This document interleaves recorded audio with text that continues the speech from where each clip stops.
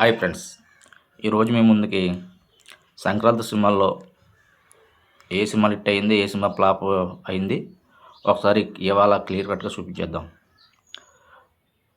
ఎందుకంటే 2 సినిమాలు ఆల్రెడీ లాగ్రన్ పూర్తి చేసుకున్నట్టే ఎండింగ్ టైంకి వచ్చేసాయి.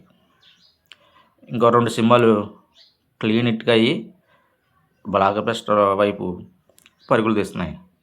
ఇంకో సినిమా అయితే హిట్ అవుతుందా అవదా అనే సస్పెన్స్లో ఉంది.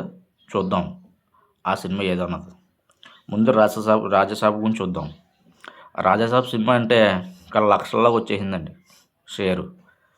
ఈ సినిమా ఇంకా బ్రేక్ ఈవెన్ అవ్వదు.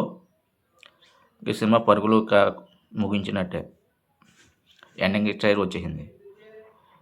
ఇప్పుడు వరకు ఈ సినిమా 130 కోట్ల పైగా షేరు, 216 కోట్లు, నేను అర్థం 217 కోట్లు వచ్చింది.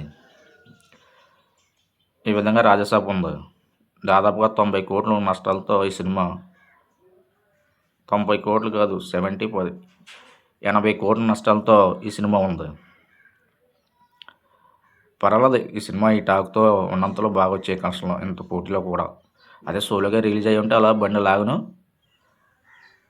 మరి కాంపిటీషన్లో పోటీలో నిలిచింది కాబట్టి ఈ సినిమా వేరే థియేటర్లు వేరే సినిమాలకు పోవడం, సినిమా కలెక్షన్ తగ్గిపోవడం ఆ విధంగా జరిగింది. ఇది సోలోగా వచ్చి ఉంటే సినిమా సెకండ్ హాఫ్ కొద్దిగా బాగానే ఉంటుంది. సప్తగిరి కామెడీ అన్నీ చూద్దరేమో.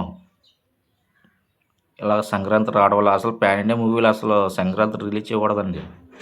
ఈ బుర్ర తక్కువ కాకపోతే డైరెక్టర్లకి, నిర్మాతలకి పాన్ ఇండియా మూవీలు సంక్రాంతి రిలీజ్ ఎందుకు సైడ్స్ కూడా బోల్డ్ సినిమాలు వస్తాయి. అన్ని లాంగ్వేజ్ల్లో, అన్ని వుడ్లో సినిమాలు వస్తుంటాయి. నెంబర్ ఆఫ్ సినిమాలు సంక్రాంతి. అలాంటి టైంలో పాన్ ఇండియా మూవీలు రిలీజ్ చేయకూడదండి, హై బడ్జెట్ మూవీలు. ఈ సినిమా రాజాసాబ్ రాంగ్ టైంలో రిలీజ్ చేశారు. అది తెలుసుకోవాలి ముందు. లాస్ట్ ఇయర్ గేమ్ చేంజర్ కూడా ఇలాగే రిలీజ్ చేశారు. ఎందుకంటే ఫ్యామిలీ ఆడియన్స్ ఫ్యామిలీ సినిమాలే చూస్తారు. సంక్రాంతి మొత్తం సినిమా రానే 2000 కోట్ల బడ్జెట్ పెట్టి సినిమా అయినా రానే. ఆ టైంలో ఫ్యామిలీ టికెట్ రేట్ ఎంత ఉంది, ఏ సినిమా బాగుంది అన్నీ చూసుకుండి ఫ్యామిలీ ఆ సినిమాకి వెళ్తారు. అది తెలుసుకుంటే సినిమాలు రిలీజ్ చేసుకోవాలి నిర్మాతలు కానీ, డైరెక్టర్లు కానీ, హీరోలు కానీ. పండగకి పాన్ ఇండియా మూవీలు సంక్రాంతికి రిలీజ్ చేయడం కరెక్ట్ కాదు.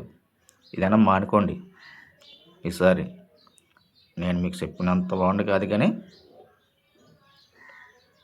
పాన్ ఇండియా మూవీ మాత్రం సంక్రాంతికి వస్తే సినిమాలు అట్లా పక్క అవుతున్నాయి. లాస్ట్ ఇయర్ గేమ్స్ అందరూ చూసాం, ఇది అందరూ రాజాసాబ్ చూసాం. తర్వాత వచ్చి మన భర్త మహాశయుడికి విజ్ఞప్తి.